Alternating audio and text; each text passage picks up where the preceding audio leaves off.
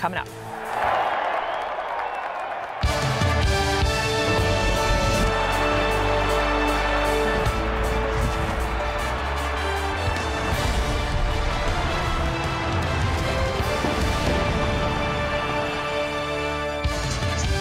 It's an early start to the college basketball day here on SNY as number 19 UConn plays host to Furman, and it's presented by Samuel Adams.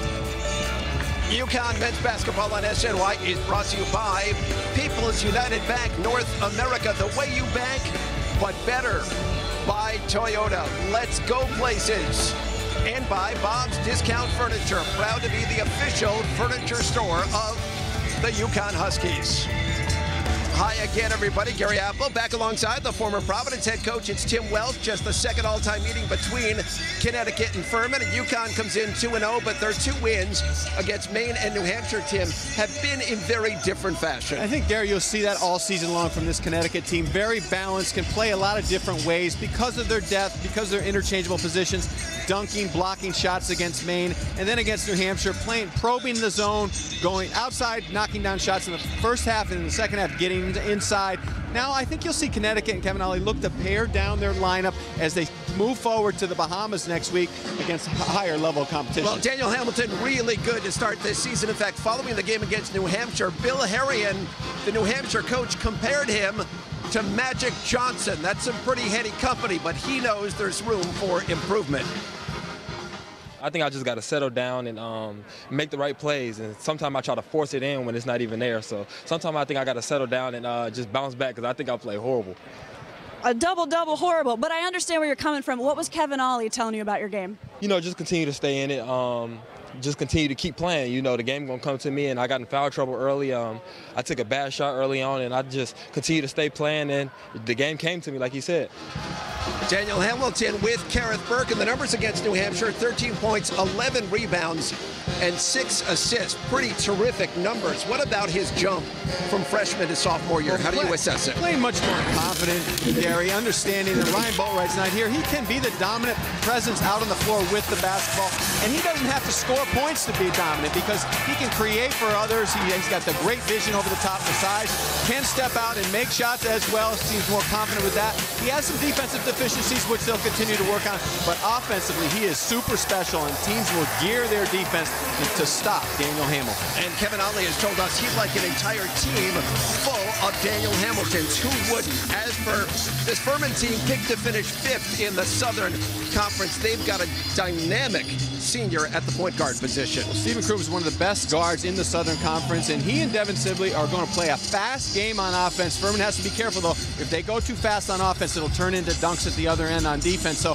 they're going to try to play both games. They're going to play slow on defense, pack it in, and really give the ball to Kroon and Sibley and attack in transition on the offensive end. UConn and Furman, they haven't played in 24 years. Going to do so today here at Gamble Pavilion. Going to have the starting lineups and the opening tip when we come back from the campus of the University of Connecticut in just a moment.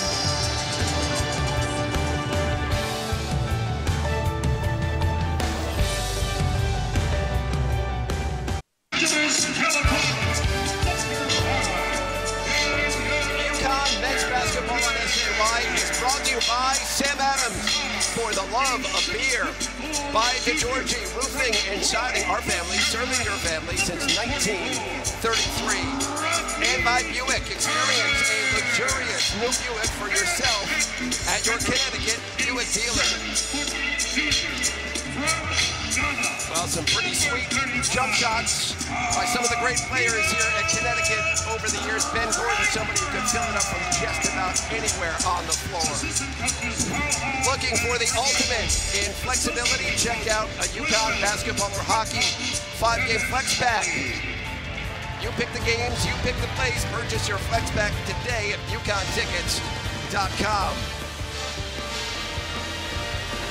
Let's get a look at UConn's lineup. It is presented by Bob's Discount Furniture and No Change. Sterling Gibbs, Rodney Purvis in the backcourt, Daniel Hamilton and Sean Miller up front, and then the big man, Amita Brima, in the middle as Kevin Ollie gets set to take his team down to the Bahamas following today's game. Certainly not looking to overlook a young Furman team. the Furman side, Stephen Kroon is in the backcourt, along with Devin Sibley, the sophomore out of Knoxville, Tennessee. Daniel Fowler, Kendrick Ferrara, and Chris Acox up front. And the Paladins are coached by Nico Medved, his third year on the bench here at Furman. He was an assistant coach for 7 years, back from 2000 to 2006, then went to Colorado State, and now he is back leading a program that he feels very passionate about, Tim. He's done a nice job with this program, building it from the ground up, doing it the right way with the high school players, and last year won only 8 regular season games, made a run to the Southern Conference Championship, and came within a bucket of upsetting Wofford and getting to the NCAA. So they've got everybody back, and they've got a special freshman in Matt Rafferty coming in off the bench. And this is going to be an interesting game because Sibley and Kroon are two very ultra-quick guards, and this is the biggest size team that UConn has faced so far this year. UConn in the home white. They win the opening tip. They've got Miller again and Gibbs up front, and there's Purvis. Daniel Hamilton. You see a make-miss situation defensively change for Furman. On makes, they'll play the 2-3 zone, and on misses, fall back into a tight man-to-man. Sterling Gibbs missing his opening shot. Sean Miller, very offensive glass, active to get it going. I was very impressed with UConn in the previous game against New Hampshire, how they just were very patient, spaced the floor, everybody touched the ball before someone shot it against the zone.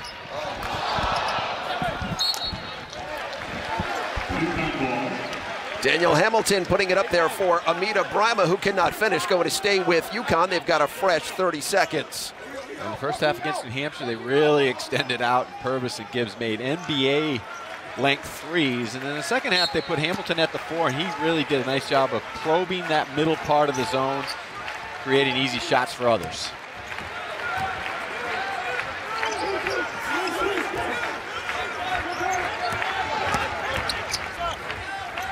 Daniel Hamilton, and UConn 0 for 2 from beyond the arc to get it going. Well, this is Stephen Kroon now, number 14. Fowler attacking, and Brima coming from the weak side. He would have none of it.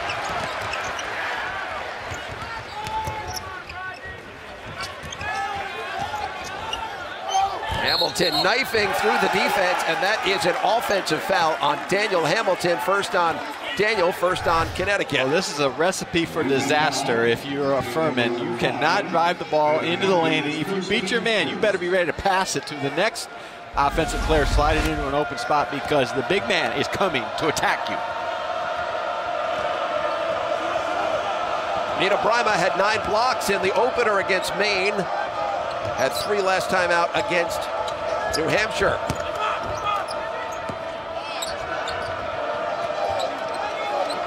This is Sibley, number 12, being guarded by Sterling Gibbs. Shot clock now at 5. Ferrara from way downtown. Chris Acox, very active, reaching over Sean Miller for the offensive rebound at a fresh 30 seconds. Getting into the gap, so important for Furman, but then making that extra pass out. Acox had it knocked away. Connecticut shot 52% in their win over New Hampshire on Tuesday. Brima rejected. That's going to be goaltending, though. On number 30, Kendrick Ferrara. Well, Furman sent the double at Sean Miller, and Brima took advantage on the backside because Furman did not rotate down properly to block out.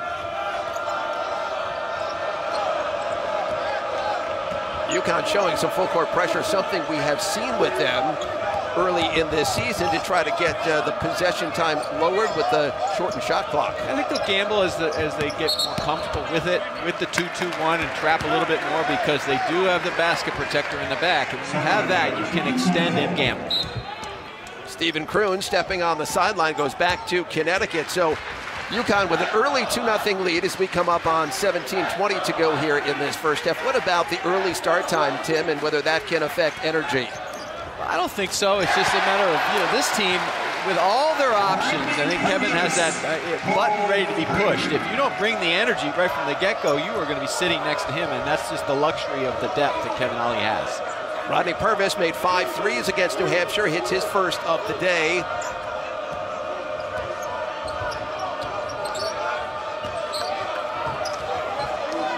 This This is Kroon looking to work off the bounce. Acox again, very active. Kroon letting it fly. Furman has come out ice cold, which is about the worst thing they can hope for. There's Amita Brima racing down the floor, and the big man rising up. He's got 4 points now for Connecticut as the Huskies have taken an early 7-0 lead. Connecticut, you wondered if their energy would be there, but Kevin Ollie just averts some of those problems by sticking to their game time routine. And we saw Gary earlier this morning, they were out here in full sweat in a walkthrough, and Furman has got shots up, but none of them have been clean or easy, which would mean this. They were coming back the other way. The great luxury that Kevin has this year is they don't have to run a numbered break per se with Daniel Hamilton. He can get the rebound himself, clear it with a dribble, and then finish it with a great pass at the rim.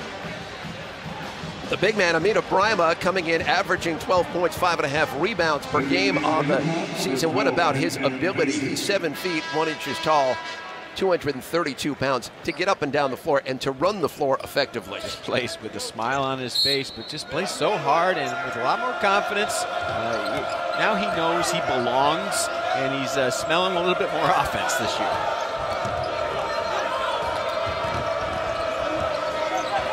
Stephen Kroon gets it over just in time. He led the conference in scoring a season ago at just a little bit over 17 points per game. Kendrick Ferrara, number 30, the senior from Cape Coral, Florida. Shot clock again down to 5 seconds. Fowler's got to just hoist it up, not going to get it up there in time. It goes in, but it's waved off after the shot clock went off. Any thoughts that UConn might not come with energy? All you had to do was watch that last possession. For the entire possession, every UConn player shifted on the pass and never got out of their defensive stance. Always had a hand up on the basketball. I don't know how Furman's going to get any points today.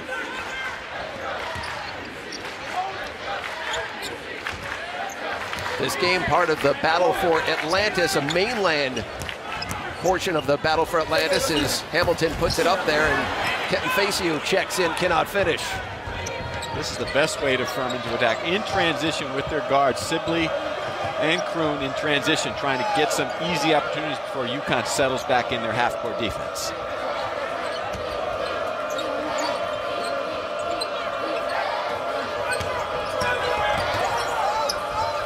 Fowler kicking, and still nothing doing, but another offensive rebound as Acox goes up to get it. He's fouled and going to go to the foul line for the Furman Paladins. A good start for Connecticut. The Huskies lead it 7-0.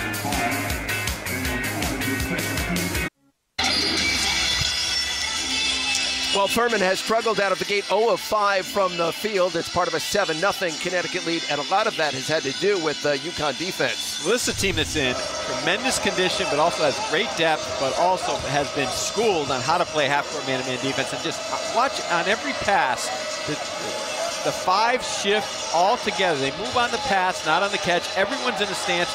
Great tracing of the ball, which means you've got a hand up, not only on the ball, but in the offensive player's vision. It results in this. No shot.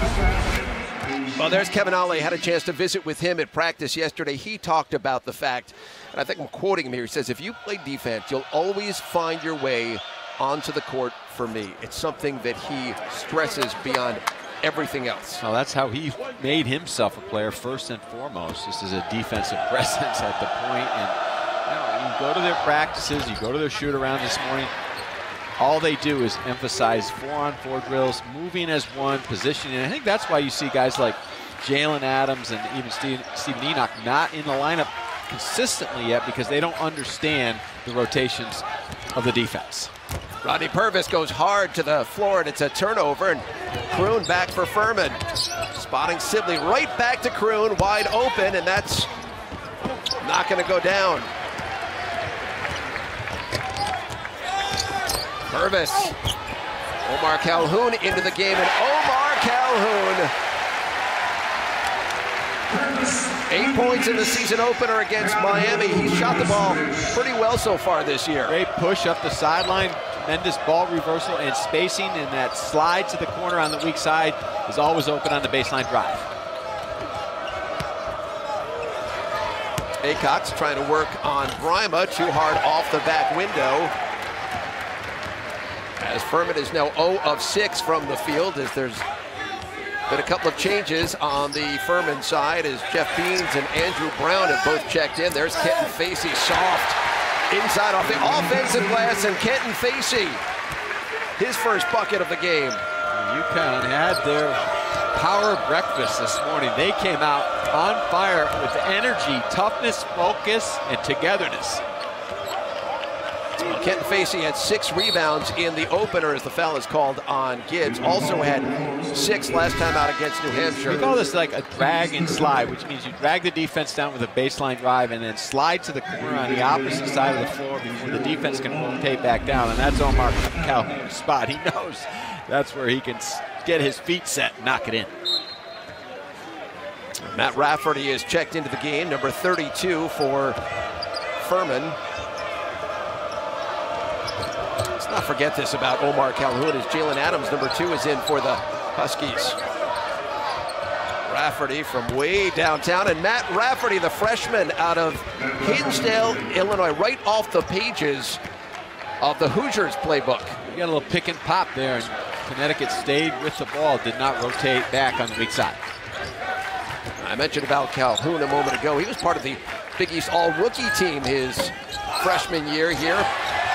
Came out of the gate very impressive when he showed up on the campus here at Connecticut. He's dealt with injuries, hip injuries, knee injuries, but he's battled through them.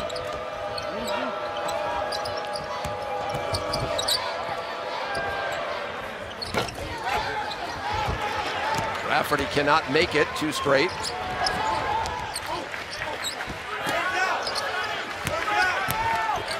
Philip Nolan in deep, and he's hammered, going to shoot 2.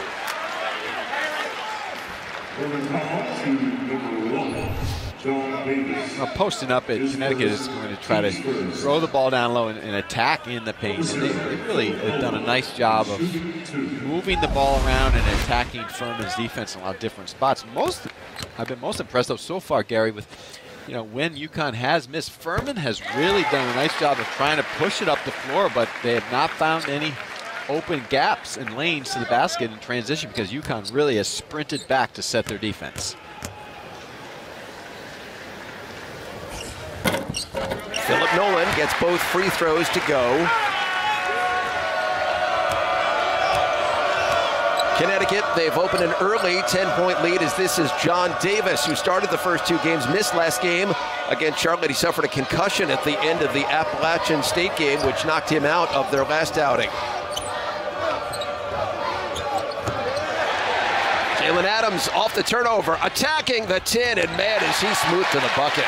He's a tremendous on-the-ball defender. He's got to learn the team defensive concepts, but he and Rodney Purvis in the backcourt together defensively are going to create fits for the offense. Kevin Ollie said he'd like to see Adams more aggressive. He was certainly more aggressive right there as Jeff Beans has it rim out.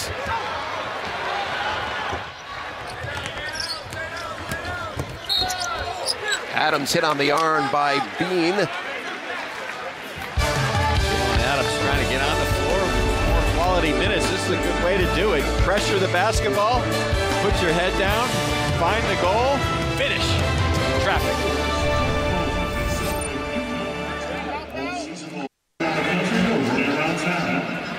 UConn up by a dozen early thanks to 1 of 10 shooting so far for Furman. Let's go over to Kareth Burke. Her report brought to you by Sam Adams. Good afternoon, Kareth. Hi there, Gary. I had a chance to talk to Ashton Gibbs. That's Sterling Gibbs' brother. And Ashton was a 4-year player at Pitt, an All-Big East selection, a Wooden Award nominee, and one of the best shooters that school has seen. And I asked Ashton, what do we need to know about Sterling's game? He said Sterling is a versatile up-and-down player who loves to sink a few three-pointers. We saw that in the last game when Sterling had 5 triples. And Ashton said his brother is best in the big moments or those closing seconds when you really need a clutch bucket. There's also a 3rd Gibbs brother named TJ. He's committed to Notre Dame, and Ashton told me there is a rule in their house. No playing one-on-one because these brothers just get way too competitive, Gary. It's a pretty good basketball family, and there's a very soft baby hook that won't go down for Facey, but he stays right with it, lays it in off the window. Yes, Kenton Facey was outstanding against New Hampshire, and I'm very happy with both Facey and Nolan off the bench. Just great length and depth at the forward and big man spot. 4 points now for Kenton Facey. Kevin Ollie really likes the activity that Facey brings on a daily and a nightly basis. The long three, the lefty three from Jeff Beans, his first 3 points of the game. Kevin just kind of twisted and a little disgust on the sidelines, but the bigs have to get out and do a better job of guarding on the perimeter. I mean, today's forwards can all step out. A lot of them can step out and shoot threes, and certainly they'll face that when they face Michigan as they get extended on the perimeter. Calhoun inside, Adams cannot finish, and Rafferty comes out of there with it for Furman.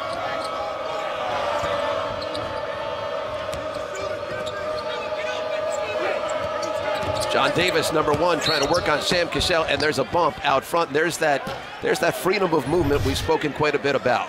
Facey, at the end of last year, you saw the confidence level. He really was not an offensive player, but just that second effort, you saw a nice move into the lane, very smooth. As he becomes a better defensive player, we'll just garner more minutes for Kevin. Facey takes a seat as Sean Miller comes back in. Fresh 30 seconds now for Furman, the Paladins. You don't hear that nickname every day, Tim.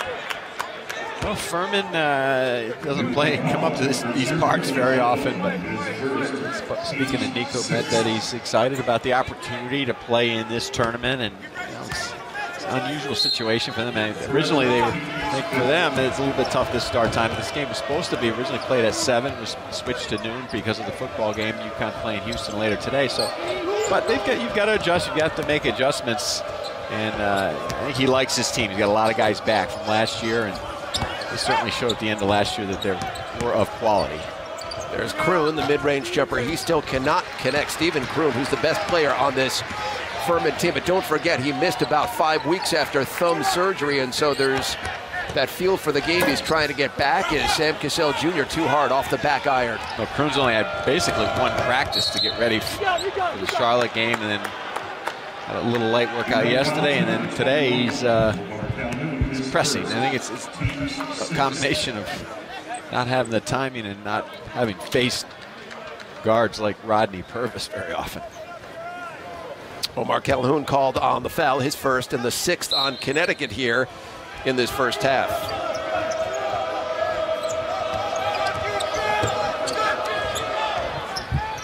Jeff Beans halfway down. Rafferty working off the offensive glass. And a turnover by Kroon. Adams cutting in off the wing. The beautiful European step getting to the bucket, and it falls in there. If he would have missed that, I think he might have come out, because I don't think Kevin was very happy. Kevin Ollie was very happy with the look that Adams got, because he's trying to create something out of nothing, but that's what good players do. They find the way. Jalen Adams now with 4 points. Rafferty too hard off the back iron, and Kroon, he just appears tentative.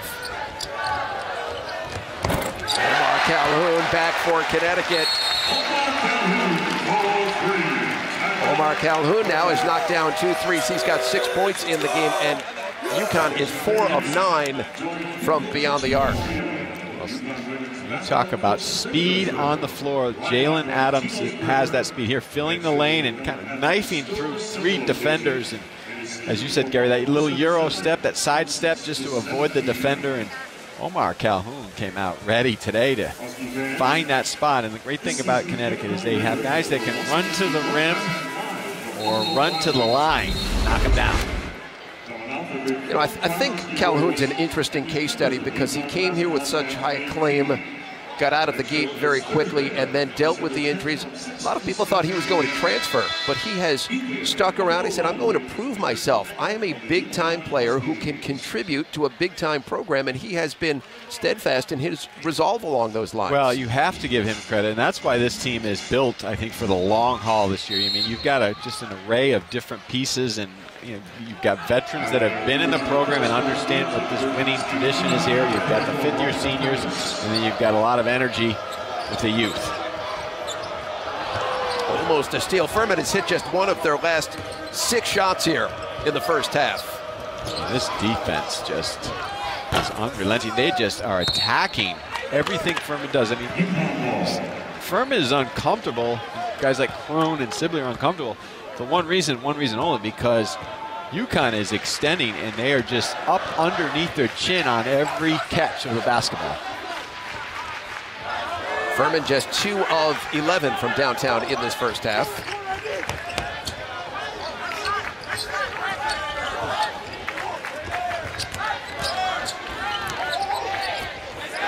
Stephen Enoch, the freshman, has checked in.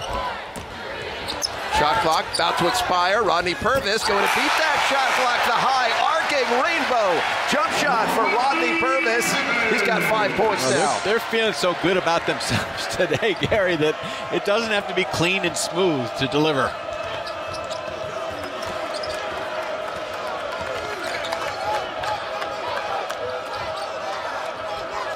This is Sibley, number 12, being guarded by Calhoun. John Davis getting it back to number 30, Kendrick Ferrara, and that is much needed as Ferrara buries a 3. Again, there you see that the really lack of the big men's ability to get out and understand how to guard inside and release to the three-point line there. Enoch did not rotate back out. Purvis getting into the seam and then finding the open shooter, but Calhoun cannot finish. 7 minutes, 10 seconds to go here in this first half. UConn leading Furman out of the Southern Conference, 25-10. Furman opening the season with wins over Presbyterian and Appalachian State as Aycock's not even close on the wild hook shot. Calhoun not bashful. And Enoch off the offensive glass, working very hard inside. Rodney Purvis has made his presence felt on the defensive end of the floor all night long with the ball pressure, but against New Hampshire, he knocked him down from deep, and he's got that mid-range game as well.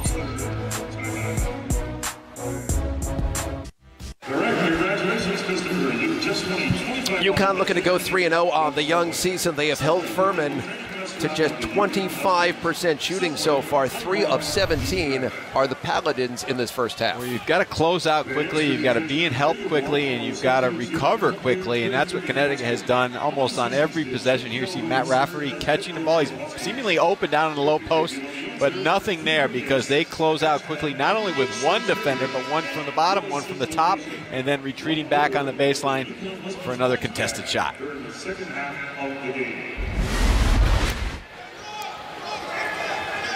UConn has Purvis and Miller with Stephen Enoch, Jalen Adams, and Sterling Gibbs on the floor. Furman has Larry Weidman, number 24. He's checked into the game. Purvis rejected inside, right back to Adams. Beans is out there with Sibley, Ferrara, Kroon. And Adams can't finish, but another offensive rebound, and man, we said it before, we say it again, Sean Miller can sky with the best of them. You could block him out, but you better seal him and knock him back a couple steps because Furman has the inside position here, but Miller just goes amongst the trees and says, I can get this ball. You better knock me back or else I'm going up and containing. Miller had 17, 10 rebounds in the opener against Maine. Considerably more quiet in the second game, 3 points and 2 rebounds. What about the learning curve? As good a player as he is, Tim, and we know how much Kevin Ollie likes him, what about the learning curve from in the Ivy League to playing at this level? Well, I don't know. I think you can make too much of that. I don't think that the numbers in the second game really mean much because of the fact it was a different type game. They used him in a different position. He floated a little bit too much in the first half against his own. In the second half, they used him as a 3-man, so he can play a lot of different, multiple positions. But the one thing that's consistent is that he is spot on with his rotations defensively and his rebound. Ferrara trying to work on Brima. And took an extra step. But Brima just, he changes the way you try to get into your offense. Well, the interesting thing here is that as a shot blocker, he leaves his feet, but he recovers very, very quickly, and also keeps that big, wide space down in the low box, moves his feet very well without fouling. Brima, the leading returning shot blocker in America, just under 3.5 blocks per game a season ago. Well, a season ago, he would have fouled for probably on that first move, but just more experience, understanding how to move on the floor. Sterling Gibbs, his first 3 points of the game. He knocks it down from beyond the arc. He was 5 of 10 in 35 minutes on Tuesday against New Hampshire. You might think the formula is to play a zone against Connecticut, but they are showing that they have not only ability to work the ball inside, but knock it down consistently on the outside as well. Adams was going out of bounds. Nobody saw him going. There's Brimo picking up the foul. As Sibley attacking the Tins, going to shoot two. They thought Adams had control of the ball, and I think he did as well. He lost his balance. And he'll learn in the future when that does happen. He's got to understand that his teammates are running away. Just throw the ball out of bounds. It's better to do than this. Give it right back to Furman with an advantage.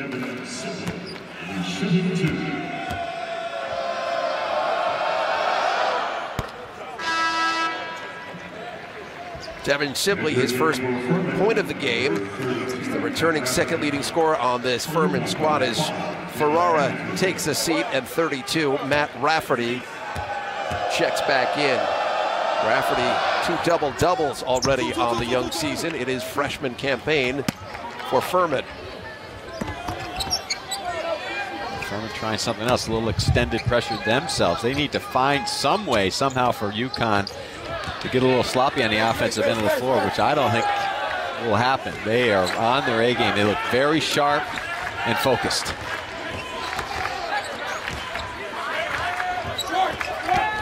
Sterling Gibbs knifing into the teeth of the defense.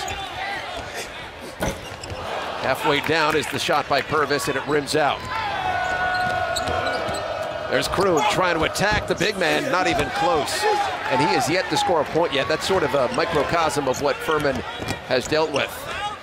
Hamilton draws contact, kissing it off the window, does not get a call, but Daniel Hamilton. Well, Furman, the only way they are going to score, they've used the pick and pop and had a couple of open looks from the three-point line, but they've got to try to drive in and then make that extra second and third extra pass before UConn rotates. First bucket of the game for Daniel Hamilton. As we mentioned at the outset, he has really been filling up the stat sheet so far this year. There's a bump on Connecticut. It's on Rodney Purvis. That's his first, and Connecticut over the limit, so Sibley is going to shoot 1 and 1.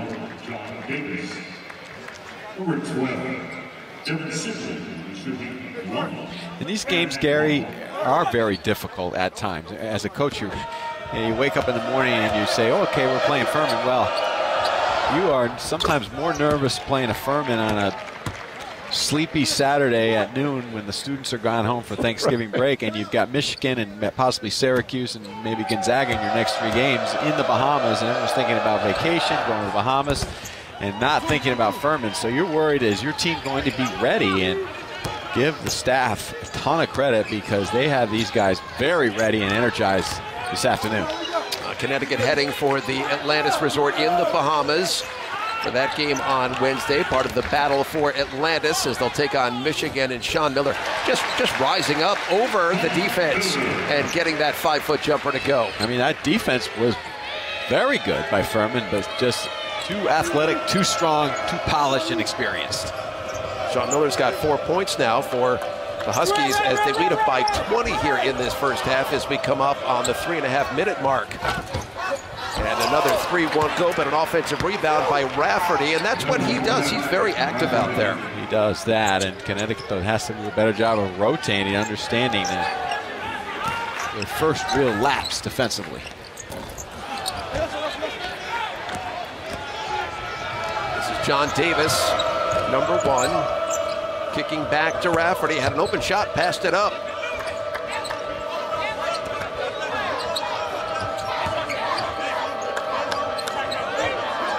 Stephen Kroon, 17 points a game a year ago and still has not made a shot. He's 0 for 4 in today's game.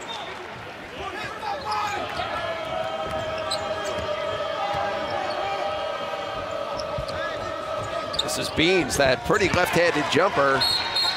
Jeff Beans made 18 starts as a freshman, and nothing drives Kevin Ollie more crazy than seeing guys get open threes, and that is exactly what happened right there. Well, they're running their pick and pop game, but this guy right here, Daniel Hamilton, has that ability to take it from one end to the other, under control at the rim. Coming up on Monday, UConn women's basketball returns to SNY. The Huskies going to take on Kansas State from the XL Center in Hartford. Our coverage beginning Monday, 6:30 only right here on SNY. Gary Apple back alongside Tim Welsh and Kareth Burke as the Huskies up by 20 in this first half, now lead it by 15 with 2 minutes and 40 seconds to go as Daniel Hamilton is being guarded closely by John Davis. Kevin Ollie called that timeout. He sensed his team was relaxing a little bit on defense, which they haven't done all afternoon, but Furman taking advantage with a couple open looks from the perimeter. Sam Cassell Jr., number 10, he's in. Gibbs in rhythm on the left side.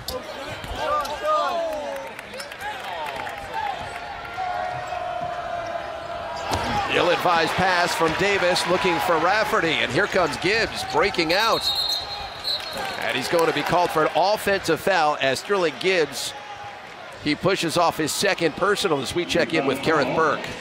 Well, Tim said Kevin Ollie felt like his team was relaxing when he called that last timeout. That was a really nice way to put it because KO was heated when he sat the guys down. He said, box out somebody, rebound, demanding that they do better there. And then he specifically had some defensive notes for Amita Brima and Daniel Hamilton. Guys. Jeff Beans had to go in and come back out. Well, the blockouts take a little bit more work when the team's just jacking up so many threes as Furman has done, and the rebounds come out near the foul line area are a little deeper, so it's not only about blockouts, it's about getting the ball and hustling a little bit more. Daniel Fowler, terrible pass, picked off by Sean Miller as Rafferty had Cassell behind him and then Miller in front of him. Furman not taking advantage, just too quick on the offensive end. Daniel Hamilton to Sean Miller. That's getting it done pretty easily. That's finding a way on the backside. Furman did rotate and Miller just powered it through. Sean Miller with 6 points now as we come up on a minute to go here in this first half. Good extra pass, Daniel Fowler.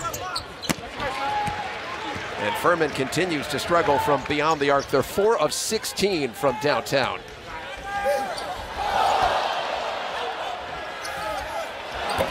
That's not the shot from Amita Brima that Kevin wants. I don't think I've ever seen Amita Brima take that shot, but he's trying to get into the feel of the afternoon. Everything's been going down for Connecticut, but I'm sure we'll hear about that at halftime. UConn halftime show coming up. Michelle Yu back in our New York studios alongside Vin Parisi and Tom Pecora joining our crew today. This is usually to Amita Brima, but Sean Miller getting into the action. A little 1-2 combination with Daniel Hamilton, who just continues to dominate with his presence as a ball handler, distributor, and a scorer. Shot clock is off as we're down to 18 seconds to go here in this first half. This is Gibbs giving it up for Sam Cassell.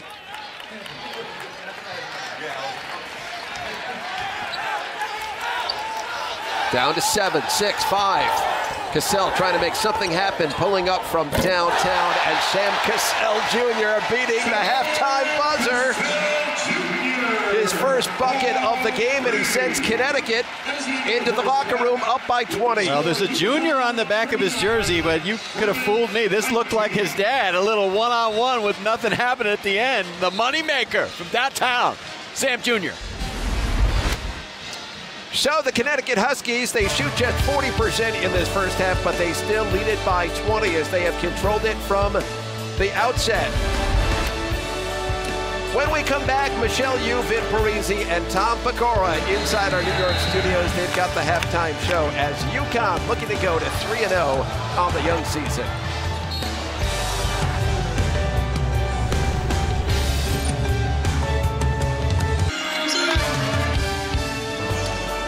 UConn men's basketball on SNY is brought to you by Subaru of New England. Love, it's what makes a Subaru a Subaru. For more information, go to SubaruofNewEngland.com.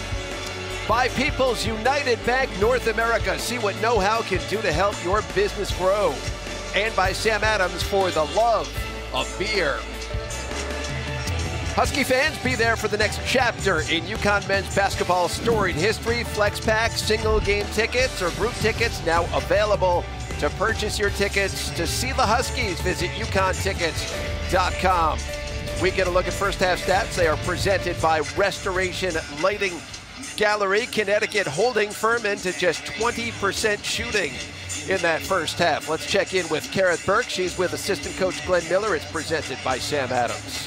Well, Coach, Furman shot 20% in the first half. What credit does the UConn defense get for keeping them frustrated? Well, we came out with good ball pressure, played good pick and roll defense. However, we gave up 6 offensive rebounds, and their bigs are 4 for 11 from three-point range. So behind the pick and roll, we have to do a little better job stunning and giving help behind to get their bigs to, their bigs. We can't allow them open three-point shots, so our guards have to do a better job behind the pick and roll. I think you just described it, but I was trying to ask what was frustrating the coaches at the end of the first half. I don't know. I don't know what he was talking to the refs about, but we have to get more penetration against their zone. We like that we're going to the offensive glass and maybe get out in transition a little more. Thank you, Glenn. Gary, back to you. Thank you, Kareth and Glenn. Gary Apple back alongside Tim Welsh. Furman, those 19 points in the first half, fewest of the season. So Connecticut getting it done both defensively, and good to see Omar Calhoun knock down some threes. Well, they had a lot of balance out there on the floor, and I think we're going to see this all season long from UConn. A lot of guys coming in off the bench, a lot of weapons, a lot of different spots on the floor where they can score, but it starts with their defense just smothering. When you beat them from the outside, you better be aware that the inside, the basket is protected, and they closed very quickly on the closouts and then reclosing out on the perimeter. They did give up a few threes to the bigs, but they'll work out that problem. Problems for UConn, few and far between on the offensive end. Really shared the basketball, pushed it in transition, spaced the floor, and Omar Calhoun found a way to set his feet and knock down shots amongst his teammates as well. Big crowd here at Campo Pavilion early in the day. They've got a big football game coming up down in Hartford as UConn takes on unbeaten Houston. So you wondered, with the students away, what would it be like here today? There's been a very good atmosphere as Connecticut has opened this 20-point lead at the half. Well, always loyal fans here in Stores, but there's a real good buzz about this team. People know that they've got a special basketball team here, and they're fun to watch. Ill-advised pass, but it's tracked down by Andrew Brown with the shot clock at 5, being guarded by Hamilton.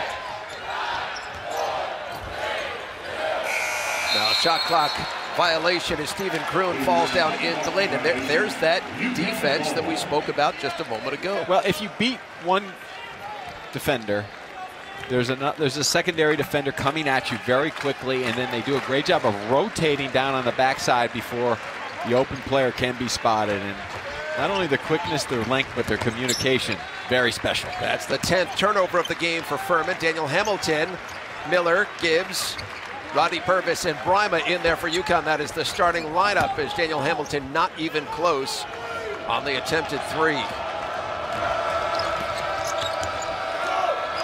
Andrew Brown wide open. You've got to make that shot if you've got any chance if you're Furman. Kevin Ollie scowling over there in the corner, and I understand why. He knows that shot didn't go down, but Sean Miller got caught napping in the middle of the lane and not rotating out to the line defensively. Furman is just 4 of 18 from beyond the arc in this game, and Nico Medved practiced yesterday as Sean Miller in the lane. Can't get it to fall down. Talked about the fact that his team needed to make threes in this game to have any chance. Well, they're taking a lot of them. Their best way to get back in this game is to extend UConn's bigs out to the three-point line and have their bigs get some open shots from the three-point line.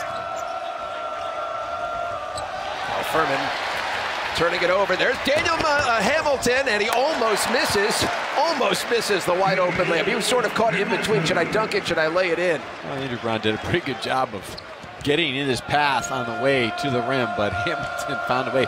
Exceptional defense on the wing with the denial. Furman has made, as we saw that last graphic, just 1 2-point bucket in the game. Sibley lines it up, gets it to go. Devin Sibley has 7 points now, the sophomore out of Knoxville, Tennessee. A little flex cut. UConn switched out on the downstream, but Hamilton a little slow. Acox, number 21, pulling down the rebound. The young man from Reykjavik, Iceland, and from the left wing. Sibley cannot bury that one. There's Purvis ahead of the field, and Bonnie Purvis gliding in, the two-hand stuff. Quick threes out of transition will be a recipe for disaster against this Connecticut team, because they will recover on the backside and then leak out to the rim before you can rotate back.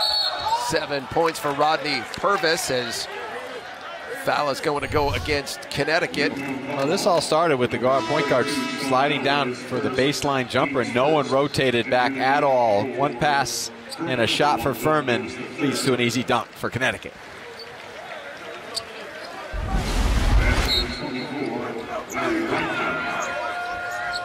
Kenton Facey, number 12, is checked back into the game for Connecticut. He replaces the big man, Amita Brima.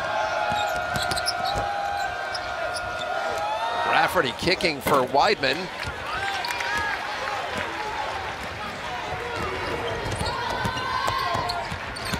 Hamilton spinning, body control, stays with it.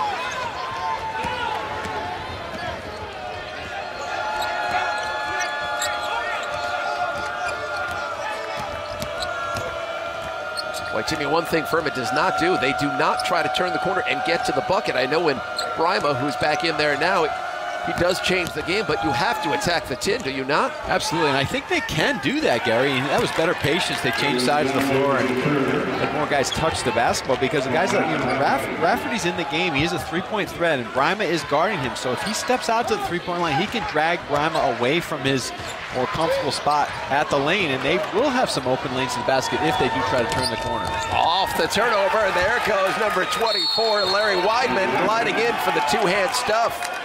And that brings Kevin Ollie up off the Connecticut bench, and none too happy about it. The lead is at 16 with under 16 minutes to go in this second half.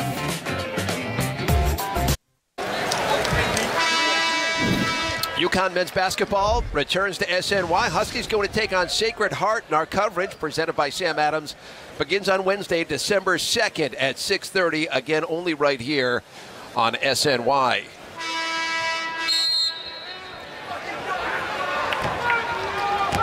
Jalen Adams, number 2, has checked into the game for the Huskies. Philip Nolan as well, as Brima has taken a seat.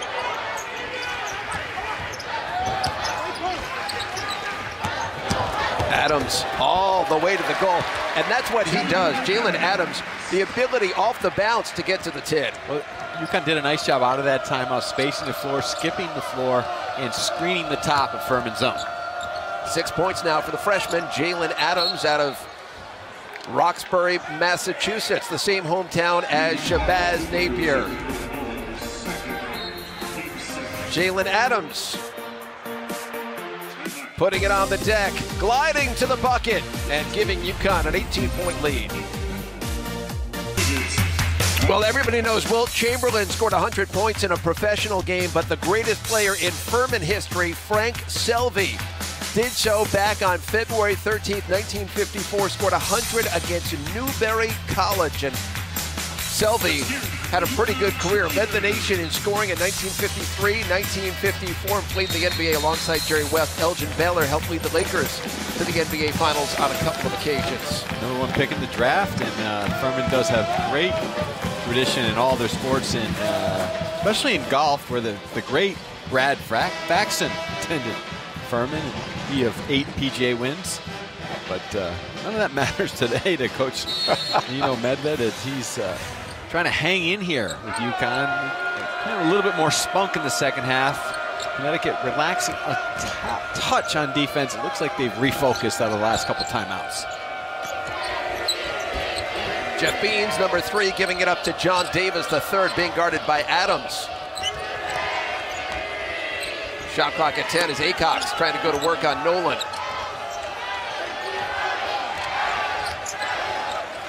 Shot clock at 3 now. Davis, wild shot. Now, there was no relaxing on that defensive possession by Connecticut. Again, everyone in sync, 5 guys in a stance for the entire possession. UConn, they have not exactly shot the lights out today, just 41%. Look at Hamilton. Well, he has the ability to make his way through a defense. Jalen Adams wide open. That is a very feathery touch by the freshman. Well, Jalen Adams today has slowed down his game. He's so fast that it's hard to do, but he's understanding when to go, when to slow. Looks a little bit more comfortable out there on the floor. American Conference preseason Rookie of the Year, Jalen Adams. Hamilton rising up to grab the rebound. This is what he does so well. Puts it on the deck. Makes an ill-advised pass, but it's going to stay with Connecticut. Here's today's UConn trivia presented by our friends at Mercedes-Benz. Andre Drummond, 136 points, 137 rebounds in his first 7 games this season. Who was the last NBA player with 135 in each category through their first 7 games of a season? Answer coming up just a little bit. Drummond with the Detroit Pistons. He's had a really amazing start to this season. Not a math major, Gare, but I think that averages out to about 19 rebounds per game. 19 points and 19 rebounds is what he's at right around. Been not seen in a long time. Shot clock at 5. There's Hamilton. By the way, the last NBA player to average 20 points and 20 rebounds in a season was the Big Dipper, Wilt Chamberlain. That's in a season. Through the first 7 games, we'll get the answer coming up just a little bit. Well, you wonder why Stan Van Gundy would leave the TV booth for $35 million to go with Detroit, and now you know why. It wasn't just the money. It was Andre Drummond.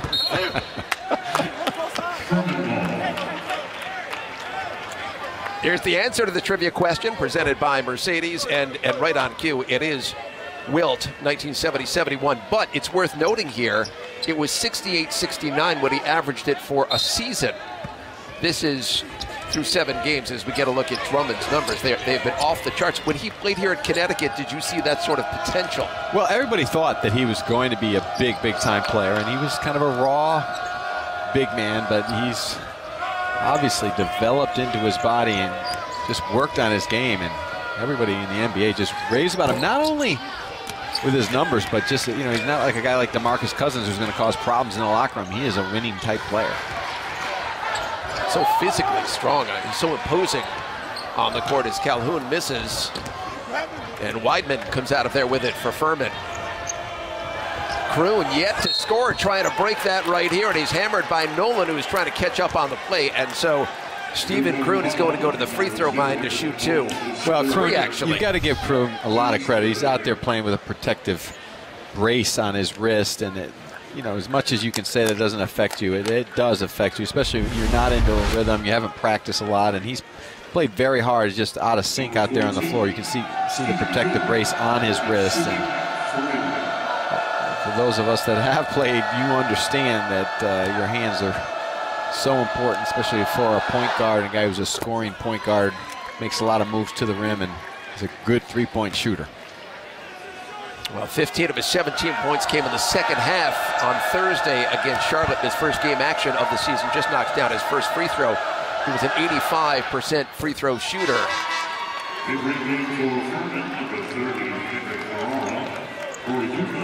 Well, Jeff Beans takes a seat as Ferrara comes in for Furman, and Sam Cassell Jr. replaces Phil Nolan for the Huskies. Neither team shooting the lights out today. Connecticut at just 40% and Furman at 26% as Kroon misses the third. Well, Furman's been feisty with their defense. I like their scheme. I mean, 2-3, switching up defenses, have been active on the outside, and they lack the size on the wings to be really effective. But Connecticut has not really been totally comfortable. They've been patient, but they've taken some bad shots at times. Sam Cassell off the feed from Jalen Adams, and give Adams credit there. He hung in the air, couldn't find anything, and then at the last minute, the ability to find the corner jump shot, and there's Kroon. That's what he can do when he's at his best. Well, he's feeling more comfortable in the second half as well, but Jalen Adams, I've been impressed with him today, running the team, making better decisions. Mark Calhoun not even close, getting facey. The offensive rebound, that's knocked away by Kroon.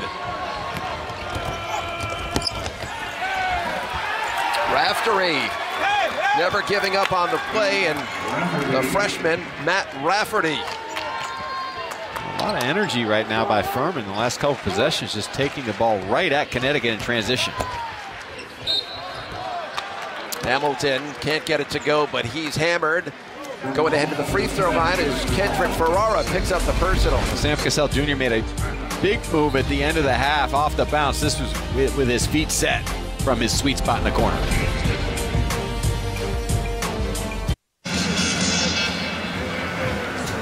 We're going to walk through the Huskies of Honor here on the campus of the University of Connecticut. Huskies leading Furman 51-36 with 11 minutes and 40 seconds to go in this second half as we go by Jim Calhoun, the man who really built this program into what it has become today. Well, one of the greatest rebuilding jobs in the history of college basketball. And I love when Jim kind of saunters into the building here. He's got that look on his face like he could still storm the sidelines. He's very focused. He's got this squinty eyes like he's ready to dissect every moment of this game. But now jumped over to the evil side, the dark side. The dark side. He's an analyst. We like this side. Expert analyst. There he is. His usual spot along the baseline when he's here. I mean, when it's in your blood, it never leaves.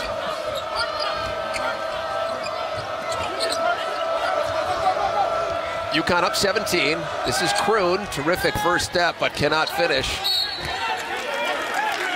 Ferrara going up to get it, and he's fouled. Well, one thing about Furman, they've got some depth, so UConn's depth has not worn them down, so to speak. And if they can get Kroon to make a couple shots from the outside, he looks like he's got a little bit more bounce in his step, a little more confidence in the second half. They can hang around and make this a game.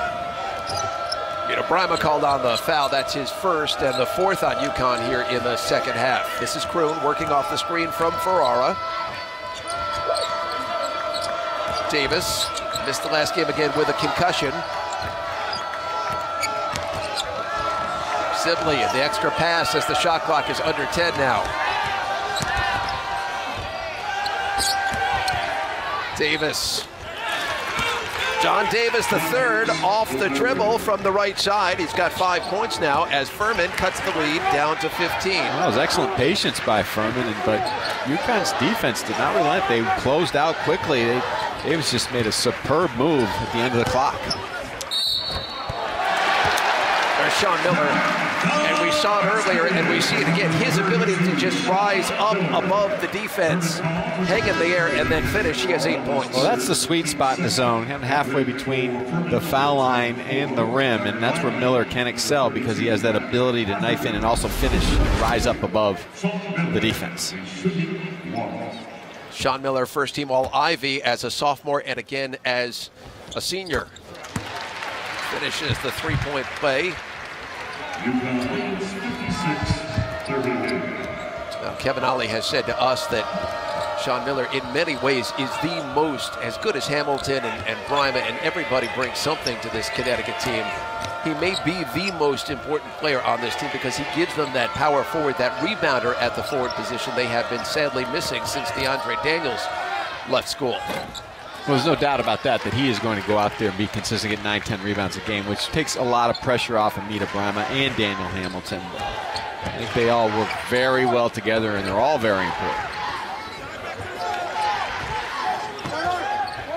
Sterling Gibbs is back in.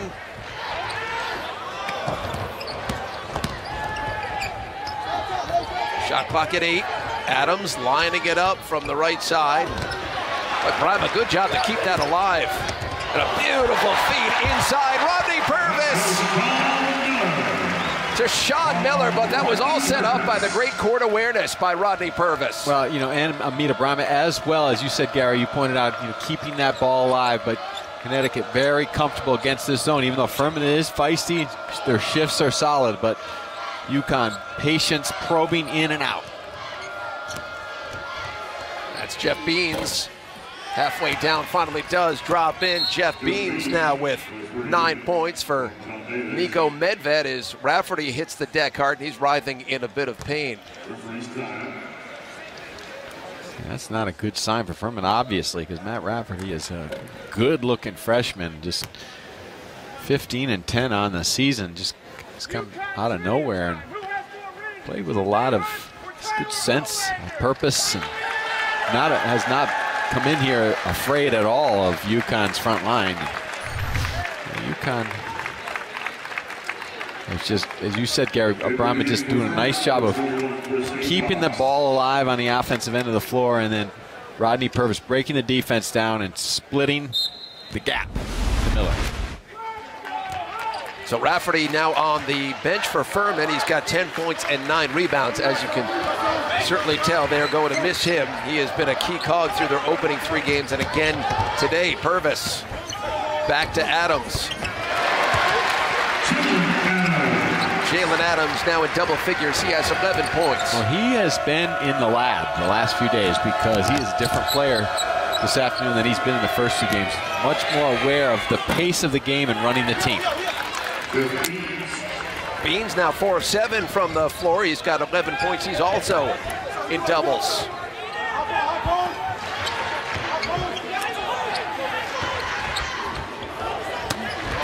Amita Brima missing from point-blank range.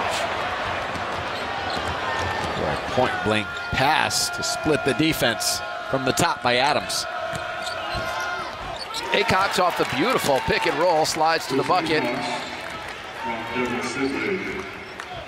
That's his first field goal. He's got 3 points as the lead is at 15, and right back the other way, Sean Miller. That's just too easy if you're Furman. Well, Furman didn't do a good job of getting back and matching up in their zone. They were just seemingly just standing there with their hands down in Connecticut. That's what they look first. They look opposite to the rim.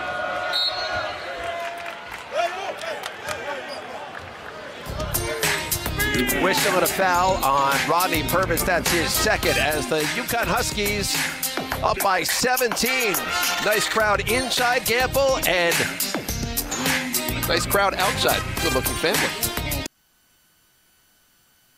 We definitely have a lot of talent, you know, and with a lot of talent comes, you know, different egos and different things like that. We don't have that on this team this year. You know, everyone is pretty much so bought into the system and bought into the way Coach Ali wants us to play, and that's a great thing to have early on in the season.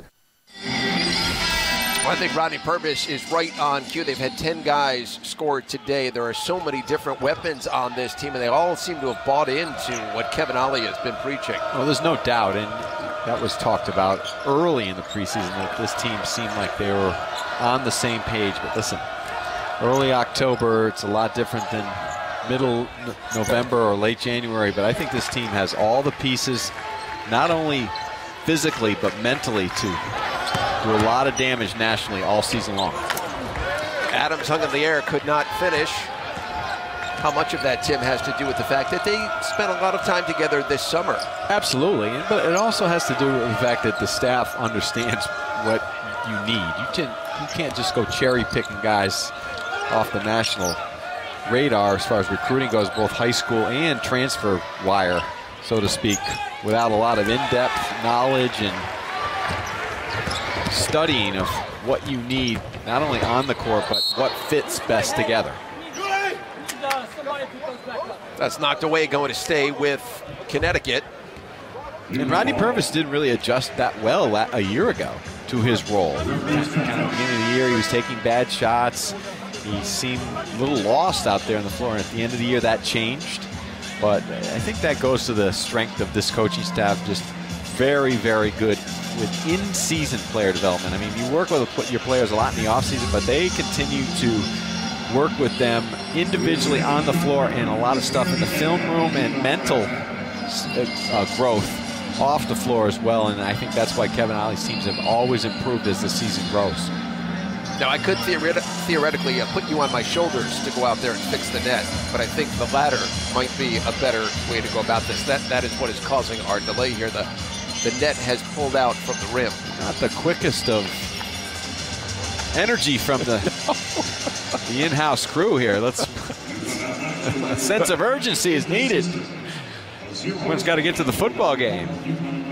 I do want to go back to what you were discussing when it comes to the way this team has been put together. And when you think about the pieces, and Purvis began at North Carolina State, Sterling Gibbs comes from Seton Hall, and then prior to that he was at Texas, and you've got Sean Miller who comes from Cornell, and so you've got guys who've come from a lot of different places to go along with the freshmen. It's not as easy as just rolling the ball out. I mean, a lot of that does fall on to Kevin, and he is really good at getting guys, and I said it a moment ago, to just buy into what he does and what he wants. Well, let's go back to the national championship year. Ryan Boatwright and Shabazz Napier, terrific players, but at times they're oil and water or gasoline and whatever you want to call it out on the floor, because both high energy guys, both wanted the same thing but just didn't know how to get there. And I can remember numerous times coming here to Gamble, and Kevin after practice would have to sit with each of them for about 20 minutes on about the 15th row of the arena here, just talking about a lot of different things, whether it's practice habits or understanding what it meant to be a winner and how to develop and be a leader out there on the floor and play together and what's expected of them as the best players on the floor. And clearly both of them were the best players. I think the best job Kevin has done not only is with those two, but convincing first and foremost Shabazz Napier in that championship year run to trust his teammates, and in trusting his teammates he uplifted all of their games, and then getting he and Boatwright to play on the same page. So he showed a lot of strength early on as a head coach, that he could put things together, put the pieces together and make them grow into a team that could be successful.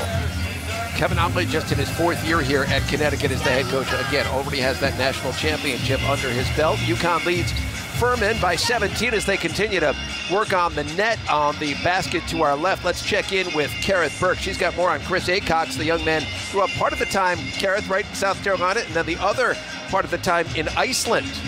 Exactly right, Gary, listing his hometown as Reykjavik, Iceland. So his mother is from that country, and when his father was playing basketball overseas, they met.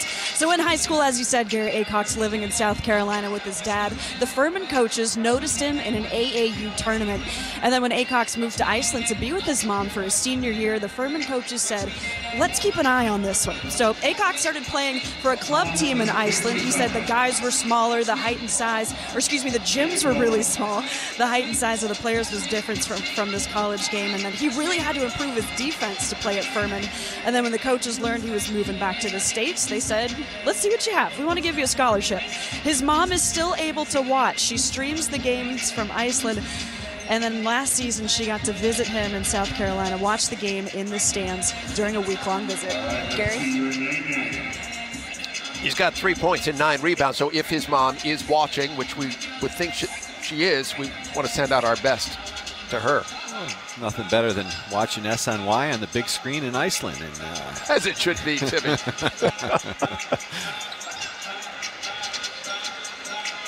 Well, they have finally just wrapped up fixing the net. They've got it tied back into the rim. So they went to Hartford to get the ladder. They're ready to go. You're rough on those guys.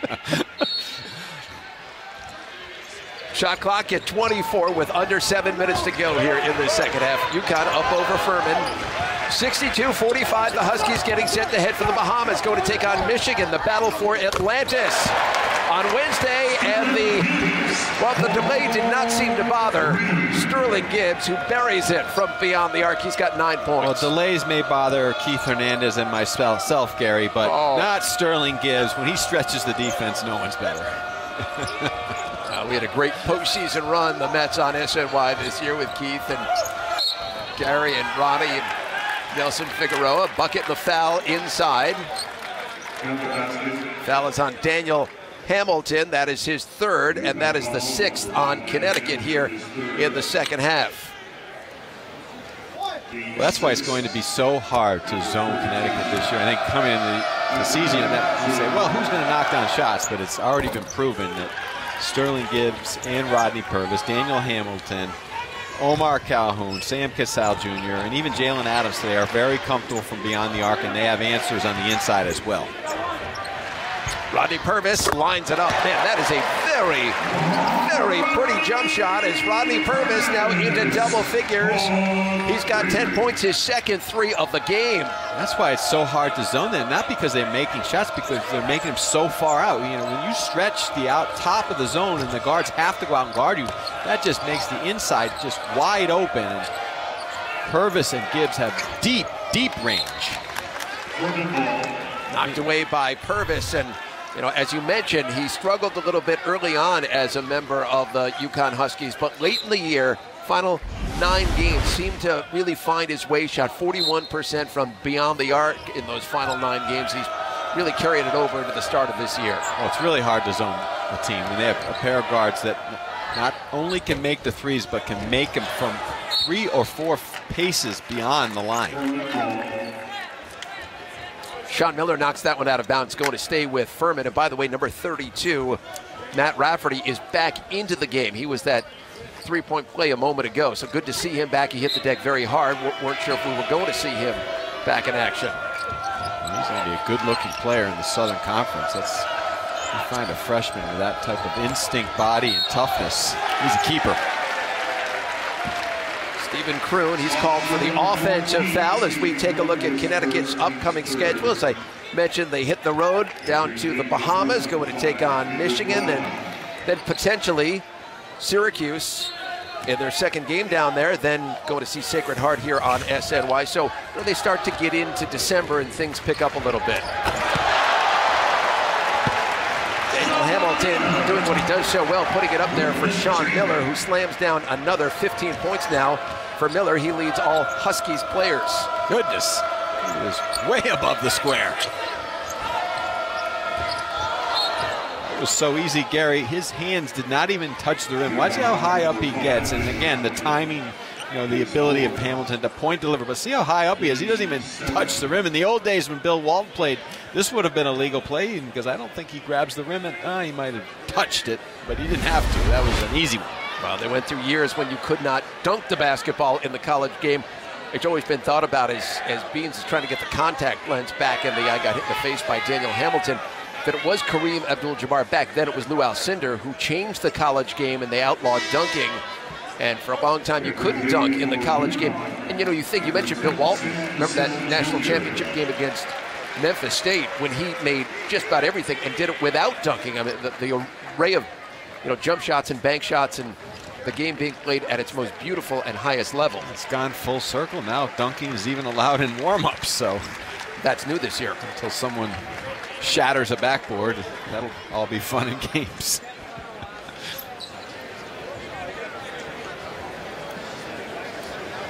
We had a chance to visit with that guy right there, Nico Medved, before the game.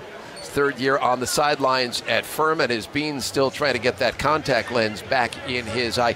He's a pretty good young coach. He was at Furman as an assistant and then had success at Colorado State, spent a year at University of Minnesota, but he likes his team. He likes the way they're trending at Furman. Well, when you come off what they did a year ago with that really kind of unforeseen run in the Southern Conference tournament, they won 8 regular season games, and then with a minute to go, they're a possession away from getting to the NCAA tournament. Then you bring everybody back, and you find a guy like Rafferty to add to the mix. We've got something in that league, and we showed a lot of spunk here today, but Connecticut just has too many answers. And you see the number 19 next to their name. This number is going to move up and up because of the fact they do not have any weaknesses that I've seen so far early in the season.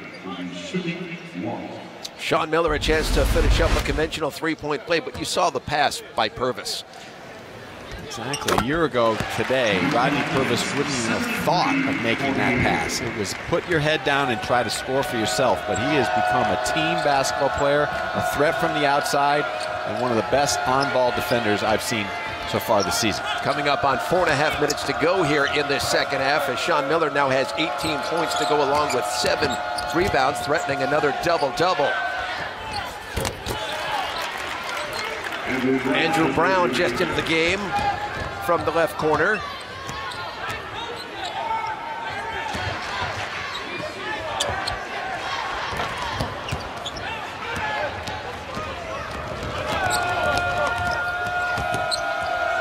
John Davis wisely backs it out of the corner. There was nothing good to come out of that. Well, probably a quick shot by Sterling Gibbs, but good job by Connecticut on the retreat, just recovering and setting their D. Rafferty hit by Miller. He's going to shoot two. That's the second personal on Sean Miller and the 8th on Connecticut here in the second half as the UConn Huskies lead big 73-51 on their way to going 3-0 on this young season.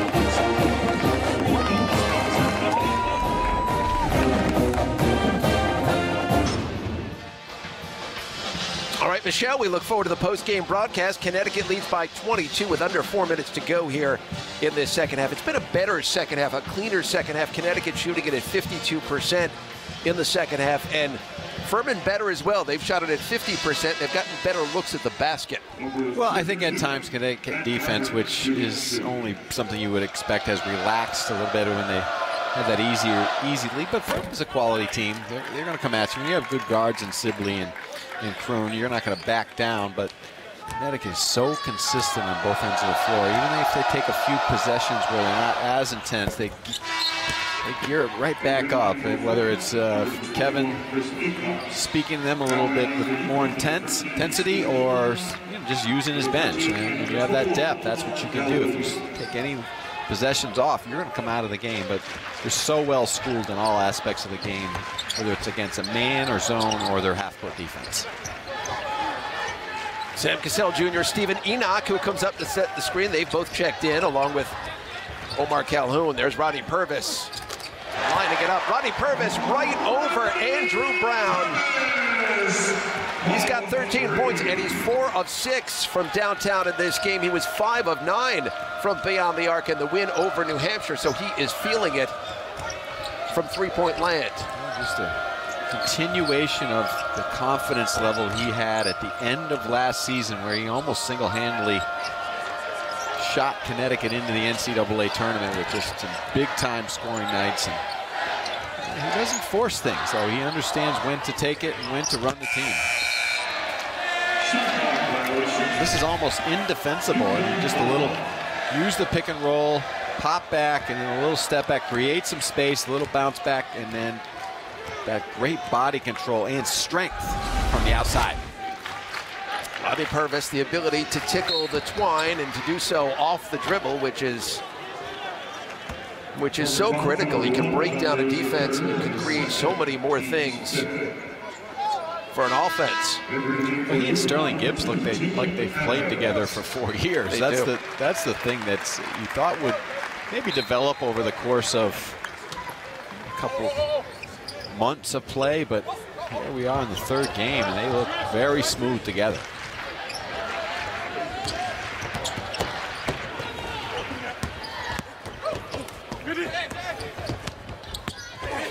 What a pass.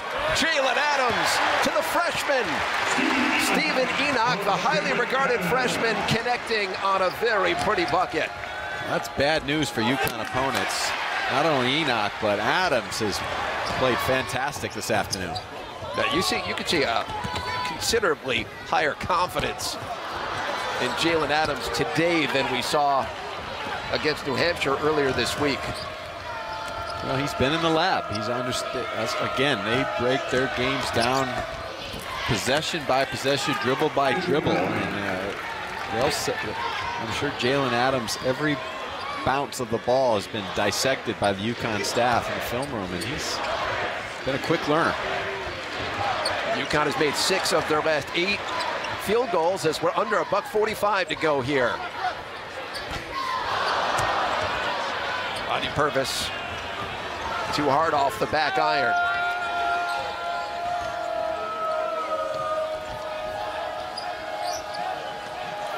Just a note as we get a look at Stephen Enoch, number 13, did not play against New Hampshire, and Kevin Ollie was interested to see the way he was going to react. Was he going to sulk the fact that he didn't get in? He said no.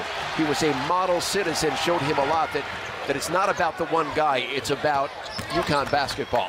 Well, he hasn't earned it either. He just got here, and he's got a lot to learn still. He's been a sponge, and he's very talented, but that man,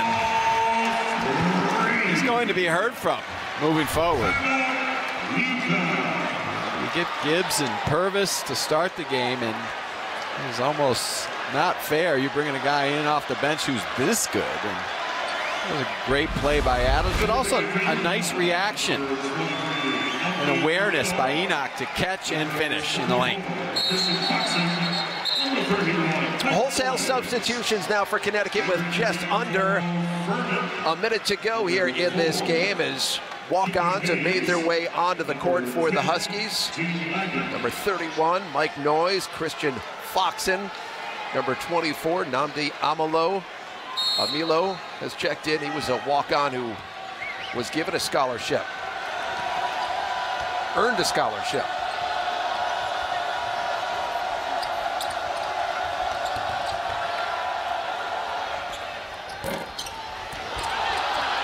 Davis gets his own rebound. Back to Beans.